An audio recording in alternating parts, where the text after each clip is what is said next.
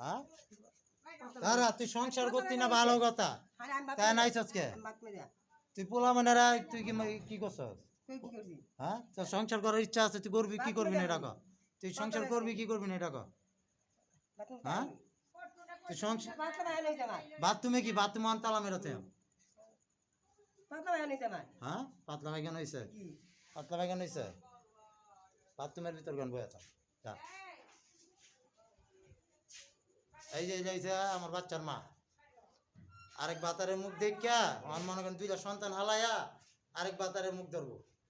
মানে আসলে মনে করেন আইসে বাপ মা শিখা দিছে মাই মরে আছে গা